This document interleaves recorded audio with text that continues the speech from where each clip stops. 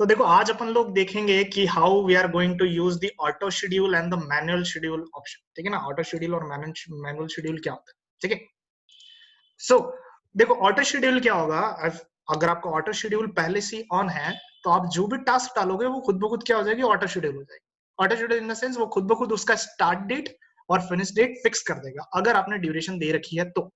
जैसे कि अभी इस पॉइंट ऑफ टाइम पे अगर आपको देखना है कि आपका प्रोजेक्ट ऑटो शेड्यूल है या मैनुअल शेड्यूल है, तो आप यहाँ नीचे से देख सकते हो। यहाँ नीचे एक टास्क बार होती है लेफ्ट हैंड साइड में, आप यहाँ देख सकते हो कि it is saying new task manually schedule. तो अगर मैं कोई भी नई टास्क यहाँ पे डालूंगा, लेट्स से मैं टास्क डालता हूँ यहाँ पे प्लम्बिंग करके, ठीक है, प्लम्बिंग हो गया, ठीक है, प्लम्बिंग अगर मैं डालता हूँ और मैं एंटर करता हूँ, तो it's kind of you can say manual schedule. उसने ना तो दिन दिया उसको, ना स्टार्ट डेट दी और ना फिनिश डेट करे, ये हमको फिक्स करना होगा।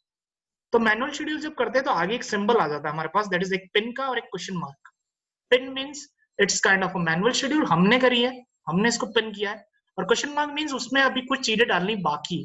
ठीक है, तो लेट्स से मैं डेज में डाल देता हूँ 1 और मैं डेट में डाल देता हूँ कोई भी, लेट्स से 20 तारीख। ठीक है, अब ये होगा नहीं क्योंकि पीछे 2014 में चल रहा है, तो लेट्स से मैं 2014 में कुछ डालता हूँ। 2014 में 1 सितंबर है ना, मैं अगस्त की कुछ डाल देता हूँ। ठीक है, तो ये शेड्यूल हो गया उस हिसाब से एक दिन के लिए।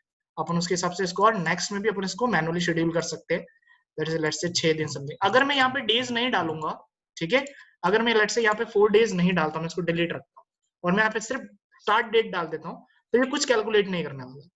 पर जैसे ही मैं फिनिश डेट डालूंगा, लेट्स से मैं फिनिश डेट डाल देता हूँ 12, तो ये दिन खुद ब खुद कैलकुलेट कर देता है। ठीक है ना, तो ये थोड़ी सी कुछ चीजें हैं जो हमको मैनुअली शेड्यूल करते वक्त ध्यान में रखनी पड़ेगी। ठीक है, मैनुअली शेड्यूल कहाँ कहाँ पे काम आता है। स्टार्टिंग में जब अपन शेड्यूलिंग चालू करते हैं तो हम लोग मैनुअली शेड्यूल को क्या करते हैं, यूज करते हैं, क्योंकि उस टाइम पे क्या होता है, अपन सिंपल चीजों को लिख रहे होते हैं। जैसे कि लेट से मैं एक नया प्रोजेक्ट खोलता हूँ, ठीक है, और मैं लेट से कंस्ट्रक्शन का कुछ काम कर रहा हूँ। ठीक है, तो मैं यहाँ पे लिख देता हूँ सबसे पहले प्लानिंग। ठीक है, अभी मेरा मैनुअल शेड्यूल है, आप नीचे देखना, तो मैं टैब दबाऊंगा तो कुछ नहीं होना। लेट्स से मेरी प्लानिंग 1 वीक की है, यहाँ पे लिखने के तरीके होते हैं, आप 1W करके भी लिख सकते हो, that will correspond to 1 week. 1D लिखोगे that will correspond to 1 day. ठीक है, तो मैं 1 वीक करता हूँ, टैब दबा देता हूँ। ठीक है, तो 1 वीक में खुद ब खुद हो गया। अब स्टार्ट डेट लेट से आज की है, आज कर देता हूँ, तो इसने खुद ब खुद उसकी फिनिश डेट ले ली। दैट इज कितनी है फिनिश डेट, 14 अगस्त समथिंग कुछ। ठीक है, और जो भी आपने फॉर्मेट यूज कर रखा उस फॉर्मेट में आए। टाइम भी इसने बता रखा है कि 5 बजे तक चलेगा, क्योंकि मैंने प्रोजेक्ट ऑप्शन में 5 बजे तक रख रखा। मैं वैसे टाइम का फिनिश आपको ये फॉर्मेट में आपको नहीं बोलूंगा करने को, आप फाइल में जाना, ऑप्शंस में जाना, ठीक है, और यहाँ पे डेट फॉर्मेट में, जनरल के अंदर डेट फॉर्मेट में आपका सिंपल कोई डेट वाला ले लो, जैसे ये 28 जनवरी समथिंग कुछ है। ओके, तो अपन चाहेंगे कि सिर्फ उसमें अपना डेट ही रहे। ठीक है, और प्रेडिसेसर ये सब अपन आगे एक एक करके पढ़ेंगे। जैसे हमने इसको बनाया, आप राइट हैंड साइड में देखते हो यहाँ पे एक लाइन आ सकती है, लाइन आ गई है, क्योंकि मेरा वीडियो अपना 7 अगस्त को बन रहा है, तो 7 अगस्त से शेड्यूल हुआ है 14 अगस्त तक, दैट इज एक वीक के लिए।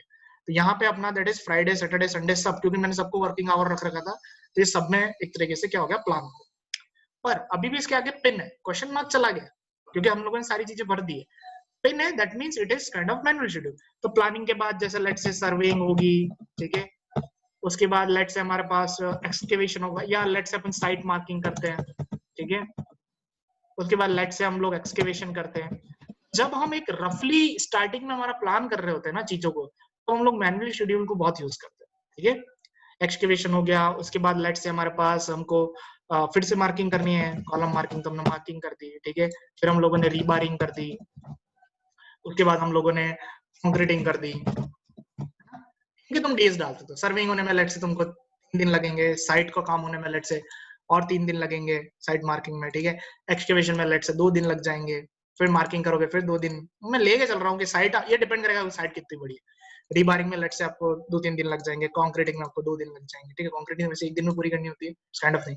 पर आप जैसे देखो, जब मैं इनकी डेट यहाँ पे डेज लिख रहा हूँ, तो राइट हैंड साइड में जो अपना बार चार्ट बन रहा है वो एंड से क्या है, ब्लर है। एंड पे क्या है, वो थोड़ा सा ब्लर दिख रहा है। बाकी फर्स्ट वाला देखो जो प्लानिंग वाला है वो एकदम एग्जैक्ट ब्लूइश है। दूसरा वाला हमारा क्या है, थोड़ा सा ब्लर है।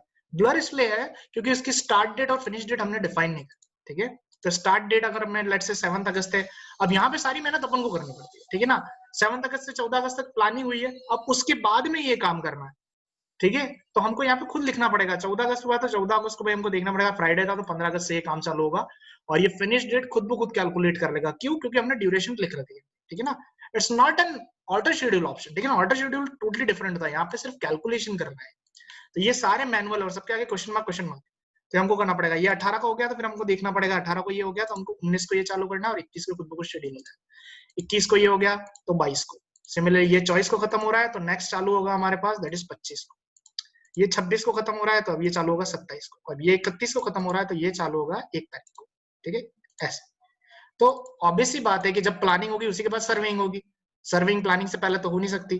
ठीक है, क्योंकि आप प्लान कर लोगे कि मेरे को ये करना है, देन आप जाओगे कि मेरे को उसी एरिया का सर्वे करना। ठीक है, साइड भी उसी एरिया पे मार्क करोगे, फिर जहां मार्क करोगे वहीं पे एक्सकेवेशन करोगे, जहां एक्सकेवेशन करोगे फिर से वहां पे एक बार मार्किंग होती है, फिर उसके बाद वहीं पे रिबारिंग होती है। तो this steps are kind of a link. तो आप देख सकते हो राइट हैंड साइड में अब ये क्या कर रहे हैं, एक स्टेप वाइज चल रहे हैं कैलेंडर के अंदर, और इनका एक प्रिस्क्राइब्ड एंड है, आपके पास एंड ब्लर नहीं है, तो इसको अपन मैनुअल शेड्यूलिंग कहते हैं। ठीक है, अब जब भी आप प्रोजेक्ट ओपन करोगे ना तो आपको सबसे पहले नीचे नजर रखनी है कि वो मैनुअली शेड्यूल लेके क्या है ना, आपको ये चीज ध्यान रखनी पड़ेगी।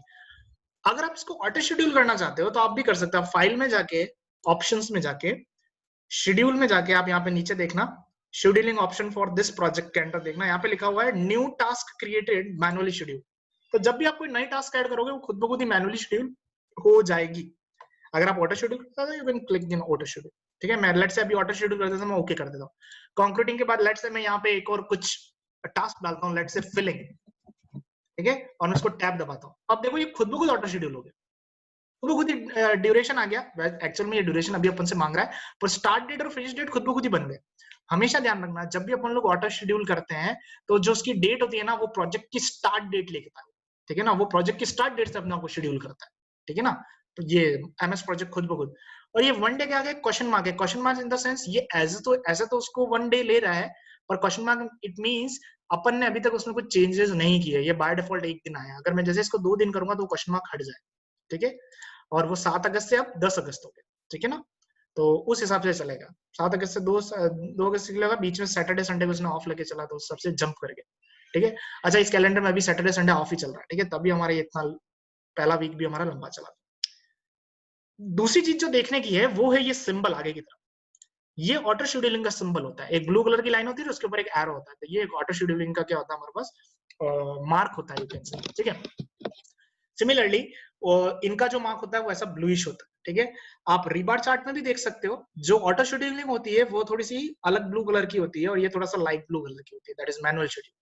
ठीक है, आप कभी भी किसी भी पॉइंट ऑफ टाइम पे किसी भी टास्क को ऑटो शेड्यूल से मैनुअल में आप चेंज कर सकते हो। जैसे यहाँ पे ऑप्शन पे क्लिक करोगे तो आप यहाँ से चेंज कर सकते हो, इट इज मैनुअली शेड्यूल्ड और auto schedule, it is easily schedule manual. ठीक है ना, तो आप ऐसे उस हिसाब से इसको चेंज कर सकते हो, मैनेज या ऑटो। ठीक है, तो this is the kind of type that we can use in our project। ठीक है ना, कि आपको मैनुअल शेड्यूल करना है या ऑटो शेड्यूल करना। ठीक है, कोशिश करना ऑटो शेड्यूल रखना, बट ऑटो शेड्यूल जब रखोगे तो हमेशा ध्यान रखना वो टास्क अपने आप को शेड्यूल कहां से करेगी, लास्ट वाली जो टास्क है उससे। ठीक है, लास्ट सॉरी जो प्रोजेक्ट की स्टार्ट डेट है उससे, लास्ट से नहीं, प्रोजेक्ट की जो स्टार्ट डेट है वहां से शेड्यूल करेगी।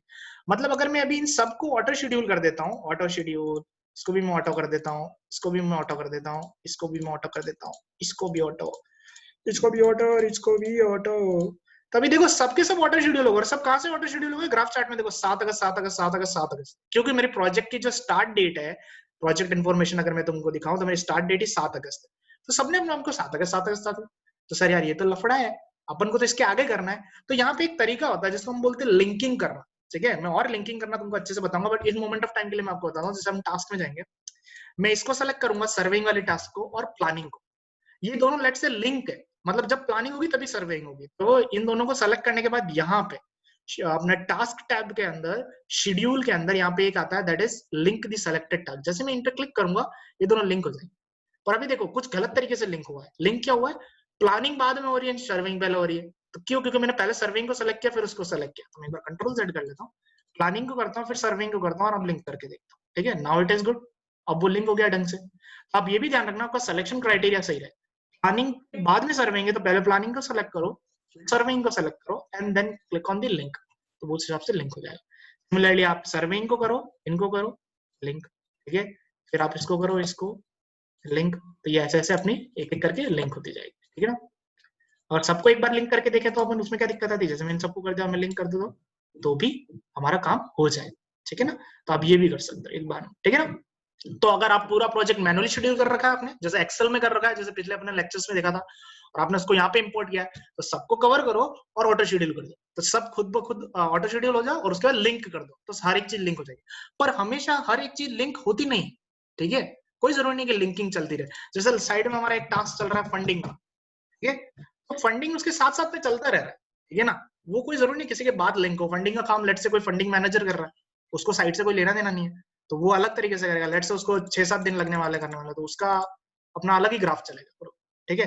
दूसरी बात, अगर आपका कोई समरी टास्क आ रहा है, जैसे मैंने पिछले लेक्चर में बताया था, अपन ऊपर यहाँ पे एक समरी टास्क डालते थे, अगर कोई समरी टास्क है आपके पास और अलग अलग आपके पास समरी टास्क हैं, तो इन दैट केस आप जो भी उस समरी के अंदर टास्क डालोगे, वो टास्क उस समरी टास्क के स्टार्ट टाइम से अपने आप को शेड्यूल करेंगे। जैसे कि फॉर एग्जांपल बताता हूँ, जैसे कि हमारे पास ये फाइल अभी मैंने एक ओपन कर रखी, पहले से बनी हुई है, तो ये जो ऑफिस मूव है, ये पूरा का पूरा हमारा प्रोजेक्ट है, उसके अंदर प्लानिंग मूव करके क्या है, मेरा एक समरी टास्क है, ठीक है ना, it's kind of a summary task. इसके अंदर एक डॉक्यूमेंट रिक्वायरमेंट, एक सब समरी टास्क है, मतलब कि डॉक्यूमेंट्स के अंदर मेरे पास identity requirement, draft budget, review requirement with management, ये सब मेरे पास क्या है, टास्क है। अगर मैं इसके अंदर कोई टास्क ऐड करता हूँ, जैसे मैं यहाँ पे 6 पे क्लिक करके मैं एक टास्क क्रिएट करता हूँ, तो ये अंदर टास्क चली जाएगी, और क्योंकि मैनुअली सेलेक्टेड है, ये टास्क मेरी मैनुअली बनती है, ठीक है। मैं लेट से यहाँ पे इसका नाम लिख देता हूँ, सॉरी इसका नाम लिख देता हूँ रिव्यू, ठीक है, और रिव्यू को मैं दे देता हूँ 1 दिन, और इसके आगे मैं डेट फिक्स कर देता हूँ, जैसे ये 15 सितंबर पे जा रही है, ठीक है, तो मैं इसको यहाँ से कॉपी करके यहीं पेस्ट कर देता हूँ, ठीक है, यहाँ पे पेस्ट कर देता हूँ, ठीक है, तो ये उस सबसे शेड्यूल होगी।